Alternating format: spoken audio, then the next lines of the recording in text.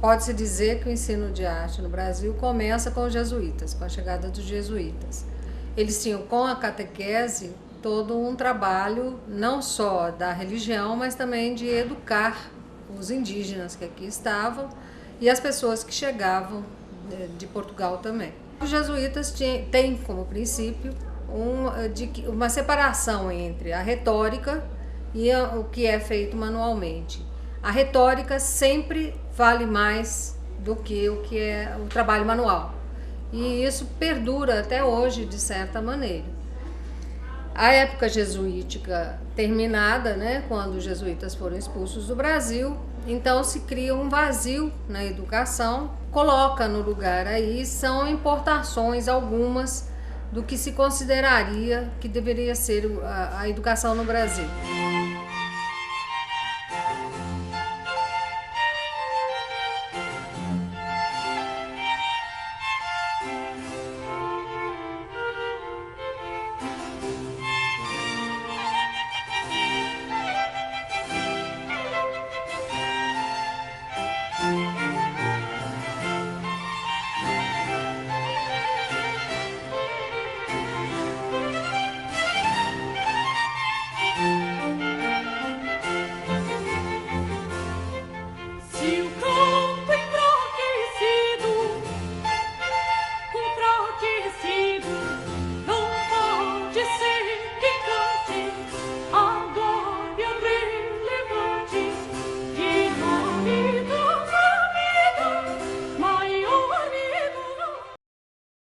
O ensino da arte no Brasil, oficialmente, começa em 1826, quando é criada a Escola Imperial de Belas Artes, né? A Academia Imperial de Belas Artes, né? É um grupo da França, vindo da França, é trazido ao Brasil em 1816, passa 10 anos para criar essa escola. Nesses 10 anos eles fazem muita coisa, eles fazem gravuras, pinturas, os arquitetos constroem edifícios. Mas uma coisa muito séria foi a mudança de nome da escola e com a mudança de nome, a mudança também de clientes dessa escola. Eles vieram para criar uma escola de artes e ofícios, ciências, artes e ofícios, para ser mais precisa. 10 anos depois é uma academia de belas artes que eles criam. A ideia era preparar para o trabalho, conectadas com uma coisa que começava a nascer, que era o desenho industrial. Muda a clientela, portanto. Em vez de ser uma classe trabalhadora, quem vai para a escola, para a Academia de Belas Artes, é hoje uma classe que tem aspirações à aristocracia, passa a ser um símbolo de distinção social. Aí está o núcleo do preconceito contra o ensino de arte. Começa aí. A maioria das pessoas considera até hoje o ensino da arte um babado cultural, um luxo, uma coisa que a gente podia viver sem, que interessa a poucos.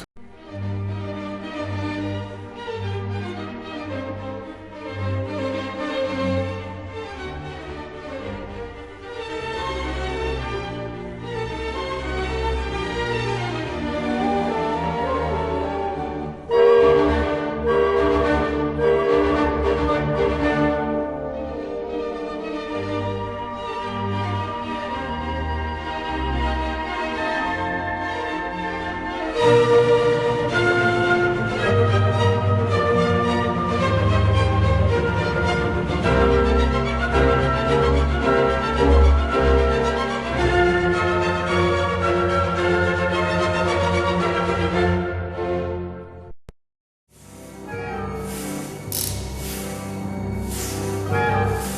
quando se começa a discutir realmente o ensino da arte, que começou como ensino de desenho, não falava-se na época, não se falava na época em ensino da arte, mas ensino do desenho. E desenho nas diferentes categorias. Desenho gráfico, desenho artístico, desenho industrial, desenho decorativo. Havia todas essas nomenclaturas. Se começa a discutir a necessidade do desenho na educação em 1870. Por quê?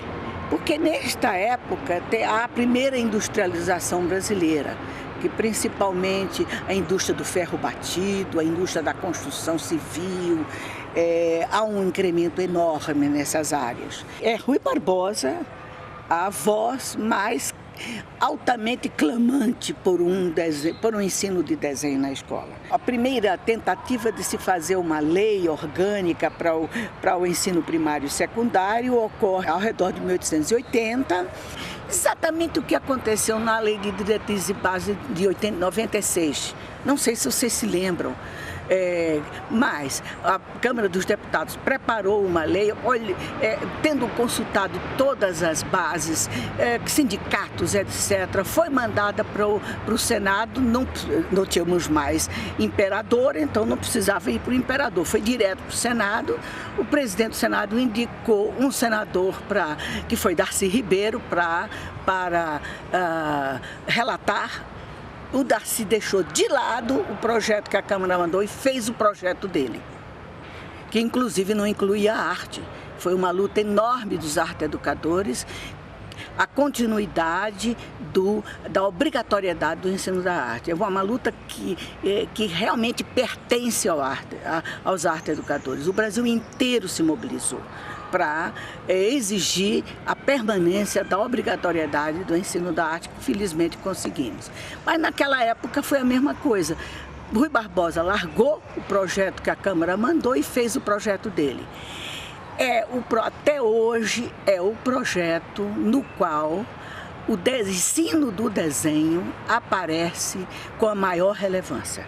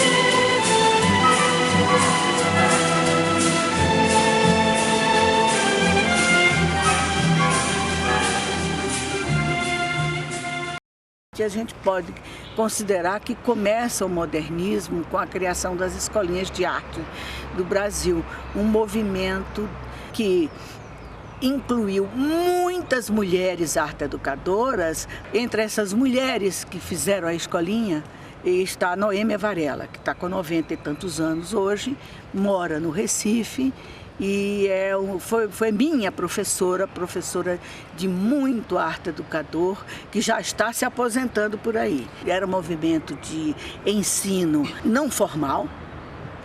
As escolinhas, tem esse nome, escolinha, como algumas pessoas me perguntam, mas por que escolinha? É depreciativo? Não, não era depreciativo esse nome. Esse nome era usado carinhosamente. Né? A escola para os pequenos, escolinha. Então a escolinha é a primeira instituição realmente de ensino moderno, porque a Escola de Belas Artes só vai se transformar depois. Talvez o instante, né, o momento histórico que mais tenha aproximado o que se fazia nas artes visuais, do que se dava na escola, seja no momento do modernismo, com a questão da livre expressão, justamente aí. Só que enquanto os artistas modernistas, na verdade, estudavam, né, para chegar nessa fase, na escola era fazer o que quisesse. O que era o modernismo, principalmente? O modernismo era o expressionismo. Vocês olhem bem para a arte expressionista que vocês vão entender o que é que o educador queria em matéria de arte e desenho de suas crianças na época. Queriam a expressão da interioridade do ser humano. Nenhuma preocupação com realismo, nenhuma preocupação com reprodução real do mundo ao seu redor. Havia um medo muito grande da cópia, se tentava evitar a imagem da arte na sala de aula para que as crianças não se contaminassem, não tentassem copiar. Então a ideia era que a arte vem de dentro.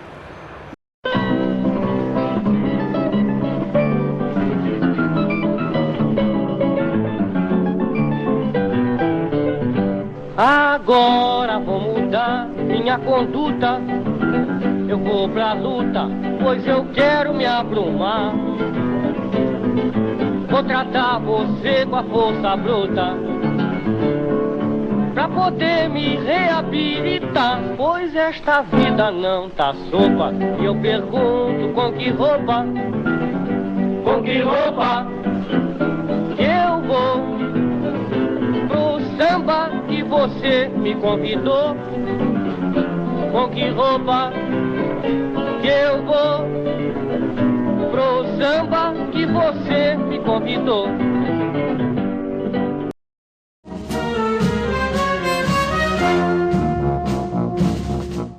A expressão ensino da arte só começa a entrar na escola brasileira depois de 1971.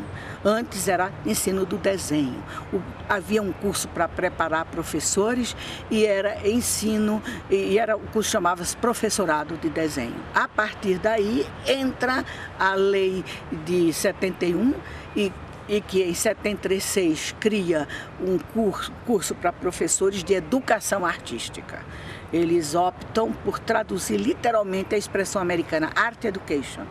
Vocês sabem que em inglês o adjetivo vem antes, portanto a tradução certa é educação artística. O art está ali como adjetivo da educação. O que a gente tem é um viés da arte como design, né, do que a gente chamaria hoje de design, a arte como utilidade da vida doméstica, só que o dia a dia da arte vai cair nas escolas como presentinhos para fazer para Dia dos Pais, Dia das Mães, bandeirinha de festa junina e outras coisas que não são, na verdade, um ensino de arte. Vai se passar, então, por um período de livre expressão, em que o que se dá na escola, quando se dá, né, são as tais técnicas, um dia giz de cera, outro dia nanquim, outro dia vela, etc. E supondo-se que se o aluno sabe usar esses materiais, ele vai saber se expressar artisticamente. E essa época é a época em que a gente tem a Lei de Diretrizes e Bases de 1971, a 5692, que cria uma educação extremamente tecnicista. Então está dentro desses parâmetros. Ao lado dessa criação tecnicista, que inclui inclusive desenho geométrico, né, como atividade em educação artística, se tem também a questão da livre expressão, influenciado pela psicologia principalmente, que é que a criança pode fazer o que ela quiser e que tudo que ela fizer é bom por si só.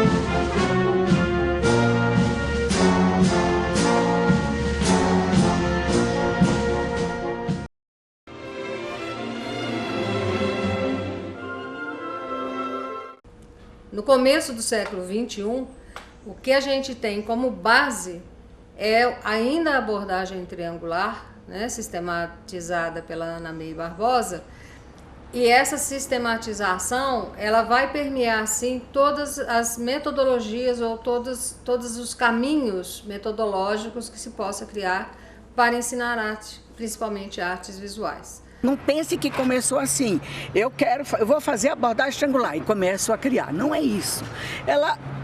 A abordagem triangular foi começando por essa insatisfação de se ver a dificuldade que tinha uma pessoa, embora tivesse feito arte durante toda a escola primária, secundária, chegava na idade adulta, não conseguia entrar no museu porque achava que não ia entender nada que estava lá dentro. Essa dificuldade de se entender, de se usufruir da arte. Essa chamada abordagem triangular, que não é nada mais, nada menos do que fazer arte, ver arte e contextualizar o que você vê e o que você faz. Não tem uma ação que seja deflagradora do começo. Você pode começar por qualquer lugar, você pode começar pelo contexto. Examinemos esse contexto. Desse contexto levar a fazer e do fazer levar a ver. Não tem hierarquia aí, né? Isso é importantíssimo, não ter hierarquia.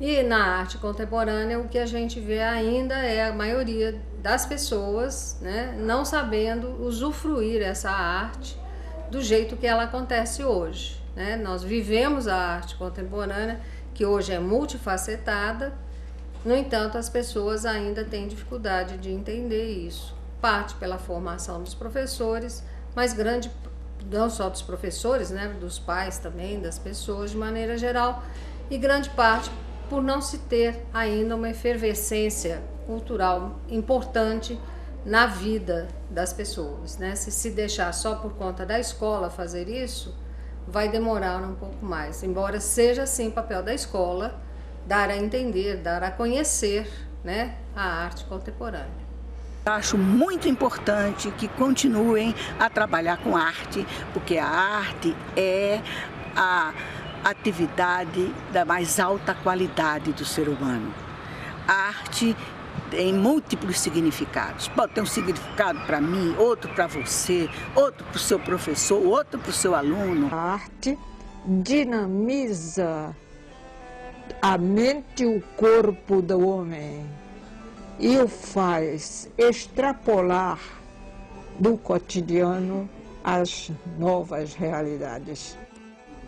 Não sei se expressei a minha alegria de descobrir que a arte era fundamental à vida. E sendo fundamental à vida, estava naturalmente, de modo muito espontâneo, inerente ao processo da educação.